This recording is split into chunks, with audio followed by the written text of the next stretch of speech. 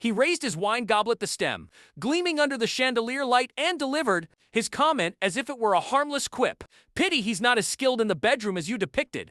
Laughter erupted around the dining table. Forks froze in midair. Eyes darted everywhere. I felt every head turned toward me with the type of sympathy people reserve for a pitiful punchline. My spouse hid her face, her shoulders shaking. Her supervisor leaned back, self-assured, pleased with the insult he had delivered. I observed his smile. Too broad, too comfortable. Not a risk, but a certainty. He knew he would face no correction. How would you be privy to any of that? I asked. A quiet inquiry, a surgical incision. Mary lifted her head, her cheeks flushed. Her lips curled with the boldness supplied by the wine. Please, she breathed out, disgusted by my supposed foolishness. I disclosed everything to him. Absolutely everything. I neatly folded my napkin, placed it on the table, and rose to my feet. I did not create a scene. I did not raise my voice. I simply walked away, and as the maitre d' called after me, I retrieved my mobile phone from my suit jacket. One contact, one call. A voice answered on the other end. By the time the rest of the party ordered, dessert, neither my wife nor her superior had anything left to smile about. People imagine betrayal stabs you. No, it leaves you empty. You continue functioning outwardly, whole, but every footstep echoes in that hollow void where trust once resided. I met her 7 years ago at a conference in Boston. She pressed lecture notes into my hand because I had missed a session. I expressed my gratitude. She shrugged it off. We sat at the hotel lounge that evening, sharing inexpensive bourbon and minor confidences. She mentioned she was weary of men who didn't listen. I told her I was weary of women who were dishonest. We both chose to believe the universe had brought us together to mend those wounds. Our wedding occurred 3 years later. A modest ceremony, no lavish display, just promises exchanged by two people who swore they would defend one another. She wept when she said I do. I mistook those tears for genuine emotion. I am wiser now. She advanced quickly at her corporation. Marketing leader, then project strategist, then absolutely essential. Her manager, Grayson, was a name she always spoke with admiration. He sees potential in me. He motivates me to be bold. He understands me. I assumed it was professional mentorship. I even encouraged it. A mistake, born from naivety. Suspicion did not appear first. Exhaustion did. She labored late. She traveled frequently. She guarded her mobile phone, as if it were a delicate organ she had been entrusted with. Whenever I would reach for it, she would recoil as though I had drawn a weapon. But infidelity is not revealed in isolated moments of drama. It exhibits itself in patterns. She would return home, drop her handbag, and immediately open her laptop as though I were invisible. The genuine smile she once reserved for me now belonged to another person.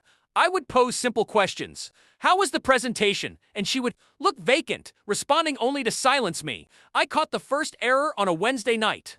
I heard her laughter in the hallway, soft and personal, a laugh I had once earned. I walked in on her speaking through earbuds. When she noticed me, she immediately muted the call. It's work, she claimed. A late planning session. She stated it as though she expected no argument, as though I were merely part of the furnishings. That night, while she was showering, I accessed her phone. I didn't have to hack it. I used the birth date I had committed to memory, hers, not mine. A phone screen exposes character faster than any heart. Text, conversations, photographs, voice recordings, and a single thread pinned right at the top. Grayson, I read in silence. Messages that scraped the skin off bone.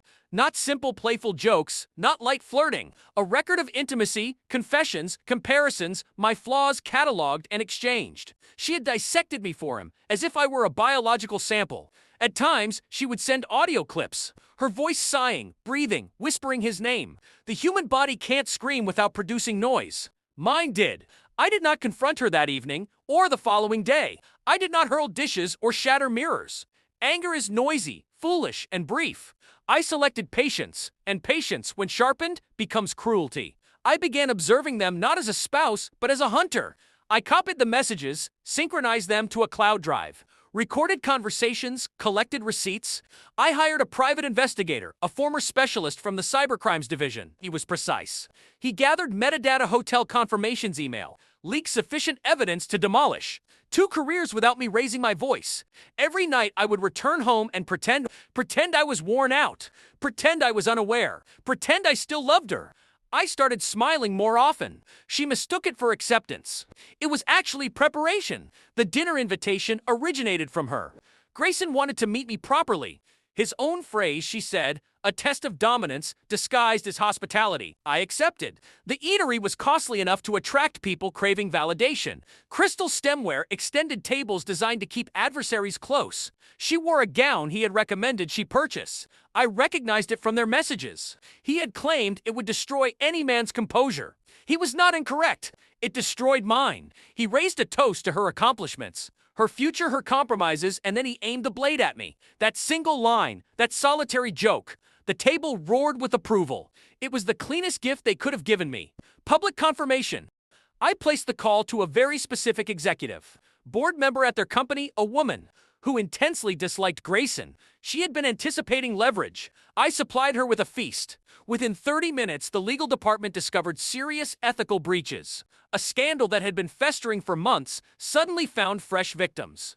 The investigators' files flooded their email servers in a swift cascade. While my wife was ordering creme brulee, Grayson's phone vibrated once, then 10 times. His complexion became ashen. She reached for his forearm. He violently pulled it away. He stormed out first. She followed in a panic. They did not even request the bill. The following morning, Human Resources escorted both of them out of the building. He forfeited his position. She lost her career.